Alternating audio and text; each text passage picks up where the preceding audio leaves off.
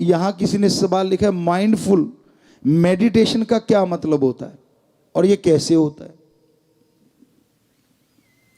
यानी आपने सिर्फ माइंड की बात की है, हम कहते हैं जी डीएनए को चेंज कर देता है सुमरण तो। और डीएनए अगर पावरफुल होगा तो नेचुरली क्या माइंड, क्या ब्लड सेल सब मजबूत होते चले जाएंगे, हर चीज मजबूत होती चली जाएगी। पर वो मेडिटेशन होता कैसे है? कई तरीके हैं। एक तो आलती पालती मार के बैठना, आसान आसन, इसे ध्यान में कहते हैं। ज्यादातर माता बहनें पालथी मारे बैठे, पलाथी मार के बैठना, ये आलती पालती। बच्चे भी बैठे हैं। इससे क्या होता है, हम खाना भी इंडियन कल्चर में ऐसा खाते थे। मेडिटेशन की बात करते हैं लेकिन आपको खाने की भी बताते हैं। हम खाना ऐसे खाया करते थे पुरातन समय में, पालथी मार के आगे ऐसी कोई फट्टी रख लेते थे, या राजस्थान साइड में या कोई अच्छा सा कपड़ा। इसकी वजह क्या थी? ये जो पालथी है ना, पालथी से क्या होता है, जो हमारा ऑक्सीजन लेवल है, एज ए साइंटिफिक तरीका, पहले आपको वो बता रहे हैं क्योंकि हम नॉन मेडिकल के स्टूडेंट रहे हैं और विज्ञान को बहुत मानते हैं, पर बेचारी विज्ञान बहुत छोटी है, धर्म विज्ञान का महासमुंदर है, क्योंकि हमारा विज्ञान में बेइंतहा रुचि।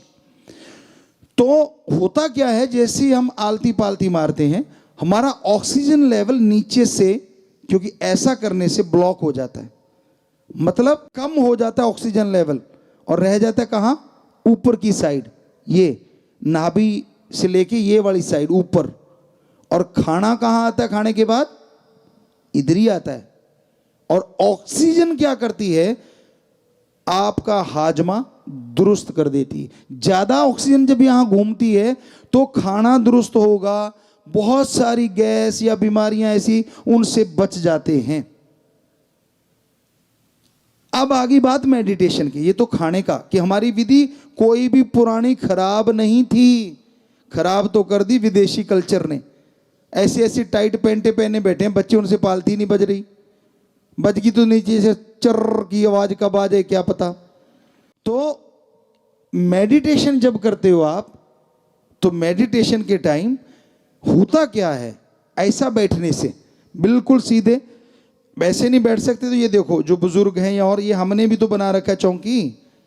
अरे कभी ऐसा भी टाइम होता होगा, शराब एक बोतल पे भी 500 से लेके 1000, 1500, 2000 तक लगा देते होंगे आप। क्या इतना सी चौकी सी नहीं बना सकते क्या? ऐसी बनाओ, सोफे में तो धस जाओगे। ये तो हमारे वाली थोड़ी पीछे से स्ट्रांग है, इसके अंदर धसते नहीं, नीचे से हल्की सी नरम है। तो इसमें ऐसे पालथी मारो, बैक सपोर्ट हो गई, पालथी भी लग गई, और अपना ध्यान यहां, यहां एक दरवाजा है, जैसे हमारे, आपको लगता है बॉडी का कुछ भी बाहर नहीं, नहीं, 9 दरवाजे हैं, 2 कान, 2 आंख, 2 नाक, 1 मुंह और 2 इंद्रियां। जो ये 9 दरवाजे खुले हैं बाहर की तरफ, जो बॉडी के अंदर जाते हैं।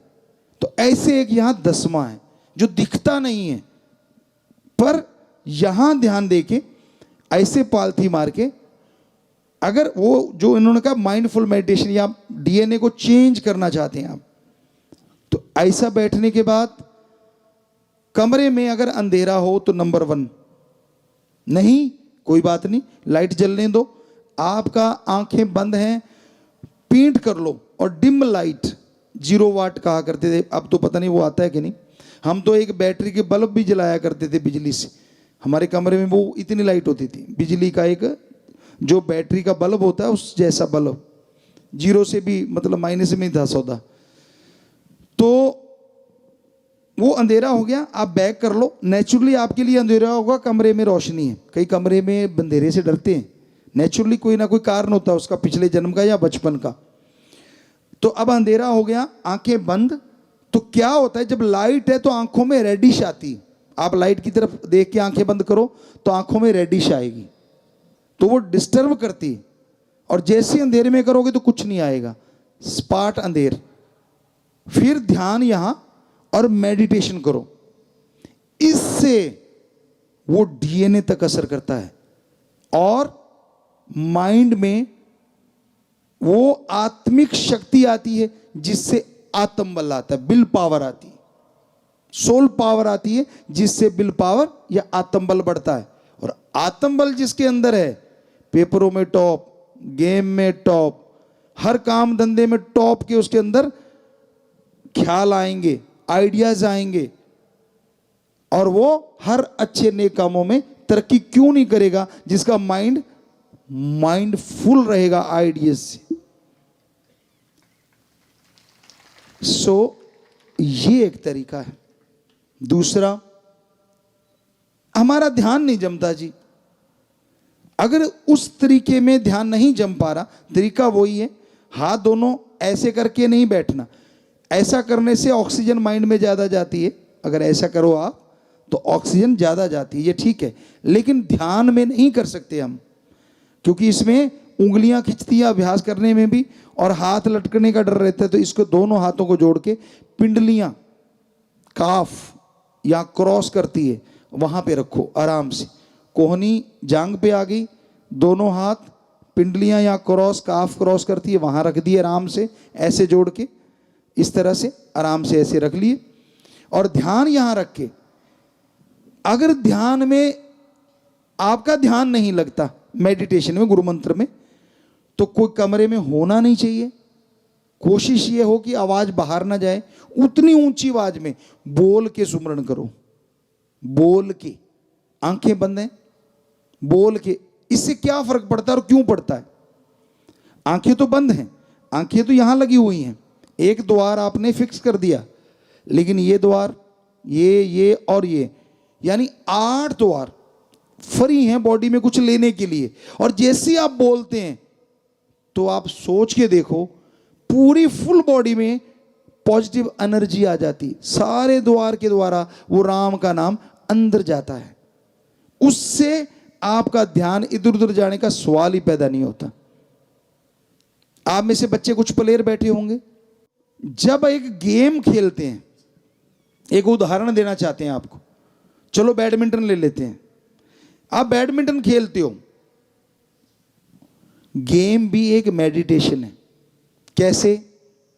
जब गेम खेलते हैं, वो जो कोर्ट है हमारा ग्राउंड, आपका पूरा वर्ल्ड वो ग्राउंड होता है, आपका पूरा फोकस रैकेट और शटल में होता है। तब दुनिया किधर है, कौन क्या है, किधर कौन है, कुछ पता नहीं होता उस घंटा 1.5 घंटा जो आप खेलते हैं, या 15-20 मिनट आधा घंटा। तो हो गया ना मेडिटेशन। यानी सारी तरफ से ध्यान हटा के एक तरफ फोकस करना, इसी को मेडिटेशन। पर यह है method of meditation, prayer of God, God के लिए प्रैक्टिकली मेथड ऑफ मेडिटेशन। तो जैसे वो गेम के टाइम एक मेडिटेशन हो गया, माइंड कहीं भी नहीं जा रहा, पर शटल और रैकेट में और सामने वाले खिलाड़ियों में कि वो क्या कर रहा है, क्या करेगा, उस ग्राउंड के अंदर आपकी पूरी दुनिया सिमट जाती है। और बंद होते ही पूरी फिर से काम शुरू हो जाता है, घर में, परिवार में, इधर उधर। तो बोलेंगे ना जब आप, तो आपके जितने भी द्वार हैं उनके द्वारा भी आपकी फुल बॉडी को एक एनर्जी प्रकट होती है, ताकि आपके यहां पहुंचने में आपको मदद मिले। आपका ध्यान जमने लग जाएगा। जब एक बार जमने लग गया, फिर ऊंचा नहीं बोलना। कारण कि जब हम ख्यालों से, विचारों से बोलते हैं, ध्यान तो जमने लग गया, फिर क्या होता है, सिर्फ माइंड में सर्कुलेट होता है वो बहुत जोर से, बाकी तरफ से सुनना हो जाता है शरीर, ध्यान ही नहीं रहता। शरीर में ध्यान नहीं जाना चाहिए, इसलिए सिर्फ यही ध्यान। तो फिर वो ख्यालों से या जीभा से करेंगे तो यहां ध्यान जल्दी जमेगा, और उसको कहते हैं वो मेडिटेशन जो डीएनए या सोल पावर, आत्मिक शक्ति को जागृत करता है, जिससे आत्मबल, विल पावर आता है। कंटिन्यू करने से यहीं से आत्मा उड़ारी भरती है अंदर ही अंदर, और परमात्मा तक ले जाती है, अगर आप और प्रैक्टिस करेंगे तो। और परमात्मा से बड़ी कोई शक्ति नहीं है, वो एक है। ये एक धरती है, एक जगह जीवन है, पर हमने एहसास किया, हमारे महापुरुषों के पवित्र ग्रंथों में लिखा, सैकड़ों जगह जिंदगी है, वो 100% सच है। उन्होंने कुछ भी झूठ नहीं लिखा, हमने एहसास किया, उसका अनुभव किया। आदमी के अंदर आत्मबल जब जागता है ना, विल पावर आती है, तो वो उसका फोकस इतना जबरदस्त हो जाता है, पढ़ने में, गेम में आप लगाओगे तो जल्दी से आपके अंदर कैच होंगी वो चीजें। तो इसलिए भाई ये चीज अभी पूछी गई, दोनों बातों पे हमने आपको बताया कि कैसे अपने आप को फोकस करना है, किस तरह से फोकस किया जा सकता है, और कितनी हाई स्पीड कैमरों की होती है। लेकिन आंखों की स्पीड देखिए आप, कैमरा चलाते हैं हम, कुदरत की अगर बात करें, कैमरा चलाते हैं, लेंस बदलने पड़ते हैं। अब 8R उसको बोल देते हैं, छोटा लेंस होता है, बड़े होते हैं 350, इससे भी बड़े होते हैं, और भी लेंस आ गए हैं, चंद्रमा तक को क्लोज कर दिया जाता है। लेंस बड़े बड़े आ रहे, तारों तक की गणना करने के लिए भी लेंस हैं। लेकिन ये जो हमारी आंखें हैं ना, लगभग जो हमने विज्ञान में हमें पक्का ख्याल में 576 मेगापिक्सल होती हैं, और एक पिक्सल में शायद 10 लाख, एक मेगापिक्सल में 10 लाख में भी पिक्सल होते हैं। एक मेगापिक्सल में 10 लाख पिक्सल होते हैं, और हमारी 576 लगभग कि 576 के आसपास हमारी मेगापिक्सल आंखें होती हैं। पर एक हैरानीजनक, जिसे कोई साइंटिस्ट नहीं बना सकता, 1 सेकंड में हम चांद देखते हैं, सेकंड की उसी हिस्से में, अभी सेकंड पूरा नहीं हुआ, हम अपने हथेली की लकीरें देख सकते हैं ऐसे करके। इतना फोकस एकदम इम्पॉसिबल, आज तक कोई कैमरा नहीं बना, कोई लेंस नहीं बना जो एकदम चंद्रमा को देखे और हाथ की छोटी लकीरें भी देख ले। आप देखो, चेक करके दूर निगाह मारो और फिर उंगली हाथ देखो, लकीरें दिखेंगी। जिसकी निगाह 6x6 है, चश्मे वाले भी देख सकते हैं, वो चश्मे से देख सकते हैं। क्यों गड़बड़ कर ली, खान पीने में चक्कर डाल लिया तो इसलिए गड़बड़ हो गई। पर ये 100% सच है, कोई कैमरा आज तक वर्ल्ड का ना तो बना और ना कभी बनेगा, क्योंकि इतिहास में कभी ऐसा हुआ ही नहीं। तो हमारी ये आंखें हैं ना गजब। इसलिए वो पिक्सल की हम आपको बात सुनाते, फ्रेम की, कि क्या गजब हैं हम, और वो कैसा होगा, उस हर फ्रेम की वो खबर रखता है ना कमाल की बात। एक है खरबों लोगों को सृष्टि अगर जोड़ दे तो पता नहीं, शंख पद्म नील, एक संख्या आज के बच्चों को तो पता ही नहीं होगा, हिंदी भाषा में ये सिखाया जाता था। कहने का मतलब वहां तक भी अगर आपके बन जाएंगे ना 1 सेकंड में पिक्सल, वो तब भी खबर रखेगा। दूसरी बात, अगर इतनी सृष्टि है और वो फिर भी सबकी खबर रखता है एक होते हुए भी, तो वो कैसा है यार, देखने की इच्छा नहीं होती। क्या क्या सिस्टम है उसके पास, थोड़ा सा कैमरे में सिस्टम फिट कर दिया, बटन में कुछ लगा लिया, पेन में बना लिया, पता नहीं क्या क्या, और सोचता पता नहीं क्या कर दिया। अरे जो मर्जी बना लो, आप एक आंख बना के दिखा दो जो इतनी जल्दी फोकस करती हो। बाकी शरीर की बात छोड़ो, आप एक ऐसा लेंस बना के दिखाओ, में है तो हम चैलेंज करते, दिखाओ कहां है। 1 सेकंड के उसी हिस्से में चंद्रमा देखेगा और उसी हिस्से में ये लकीरें देख लेता है। मतलब क्या गजब का ऑटो फोकस है। इतनी देर तो आपका हाथ ही नहीं चलेगा, सेकंड तो हाथ ही लगा देगा लाने में, तो फिर भी वो सबकी खबर रखता है। तो उस तक जाया जा सकता है इस मेडिटेशन से, ये है उसकी कुंजी। पहले जब हम पढ़ा करते थे ना, कई बच्चे कुंजी लाते थे, हम लोग उसको अच्छा नहीं समझा करते थे, बुरा ना मनाना, आजकल कोई और नाम हो गया होगा। यानी एक किताब के क्वेश्चनों की कुंजी, उसे कुंजी बोलते थे हिंदी में, कि वो जितने क्वेश्चन है वो क्वेश्चन होते थे, उसके नीचे आंसर होते थे। बजाय किताब पढ़ने के वो पढ़ लो, इस चैप्टर के ये क्वेश्चन बनते हैं, इसके ये बनते हैं, उसको कुंजी कहते थे। तो जो वो लाता था तो बड़ा अजीब लगता था यार ये। और ट्यूशन वाले को तो बुरा ना मनाना, बच्चों पढ़ो आप ट्यूशन, हम तो ट्यूटर कह के थोड़ा सा मजाक उड़ाया करते थे कि यार ये तो कुछ बात नहीं बनी है, अपना माइंड तो यूज करता ही नहीं। और टीचर भी तब, आज भी अच्छे हैं, हम नहीं कहते कि बुरे हैं, बहुत ही बढ़िया, इतनी इतनी मेरिट आना गजब है। पर हमारे टाइम की हम बात करते हैं कि बच्चों को ये होता था कि कोई भी सवाल अगर नहीं आता तो पूछ सकते हैं, कोई भी सवाल, ये नहीं कि इतना का लेक्चर तैयार करके आए हैं।